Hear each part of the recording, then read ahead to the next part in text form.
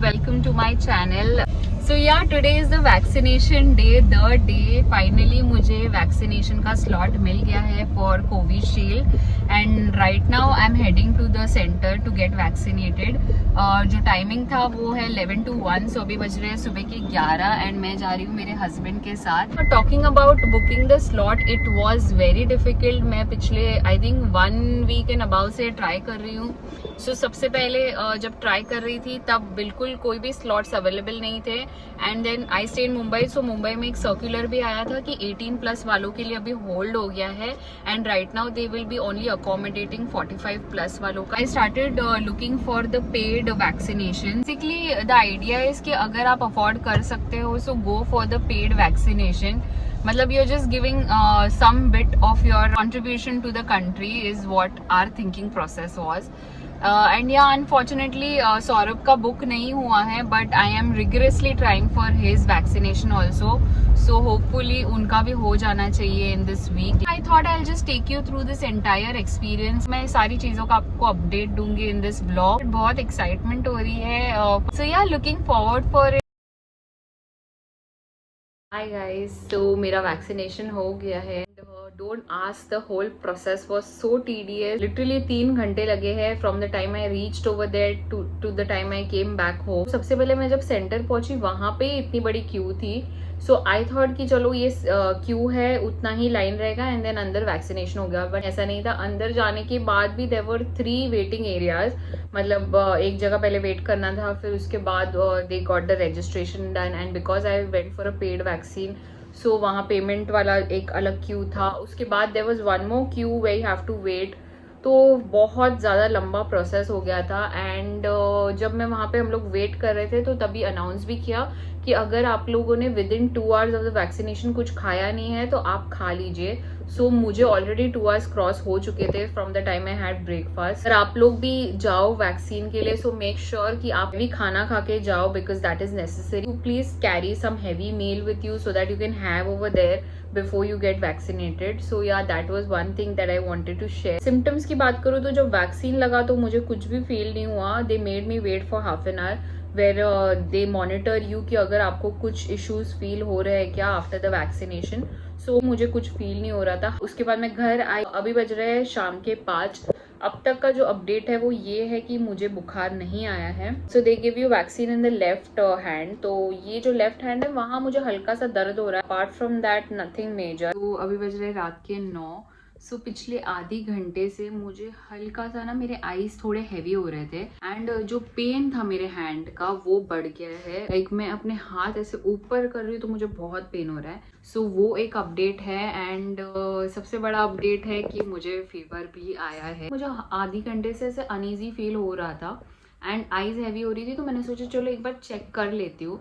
तो मुझे आया 99.4. Then I was so surprise कि ओ गॉड मतलब क्या मुझे फीवर आ रहा है. आई वाज लाइक यार चलो 15 मिनट्स बाद वापस चेक करते. 15 मिनट्स बाद वापस चेक किया तो आया 100.2 विच मीन्स कि बुखार चढ़ रहा है. सो देन मैंने क्विकली अपना डिनर ले लिया एंड अभी जस्ट डोलो 650 ली है.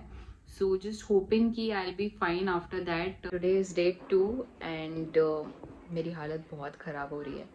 सो जैसे मैंने आपको अपडेट किया था कि 10 o'clock को मुझे बुखार आया था. उसके बाद मैं मेडिसिन लेके सो गई बट अनफॉर्चुनेटली रात को आई बहुत ख़राब हो गई.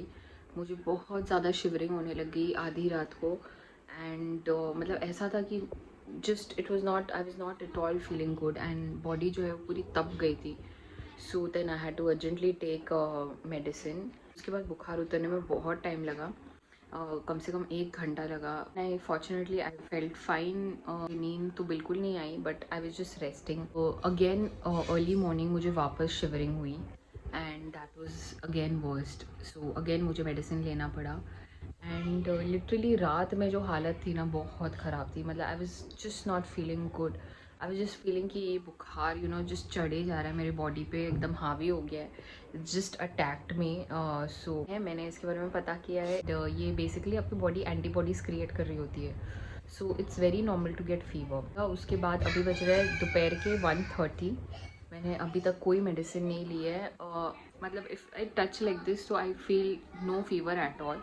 हावेवर अंदर से मेरी बॉडी ना पूरी टूट चुकी है। आई कैन लिटरली फील कि मेरे पुर्जे सारे ढीले हो गए एंड चेहरा आप देख ही सकते हो कैसे उतर गया है। बिल्कुल भी एनर्जी नहीं है, स्पेशली लेफ्ट हैंड तो ऐसे लग रहा है मेरा काम ही नहीं कर रहा है। Pain is so bad, but apart from that कोई अदर बॉडी एक नहीं है। या I am just gonna rest today and I am not gonna do any screen time, so I will update you guys of what happened further tomorrow. Hi guys, I am back, I am fine, I am all good today. तो मैं आप लोग से आज 2 दिनों बाद बात कर रही हूँ। सो लास्ट जो मैंने अपडेट दिया था वो परसों दिया था दोपहर को, जहाँ मैंने आप लोग को कहा कि मुझे वीकनेस है and I am not feeling कि मुझे टेम्परेचर है and all that, but I was wrong. उसके बाद ही बहुत बड़ी चीज़ हो गई। सो क्या हो गया, उस दिन मैंने अपना लंच लिया अराउंड 2 o'clock एंड उसके बाद ही मेरी आईज बहुत ज़्यादा वाटर करने लग गई।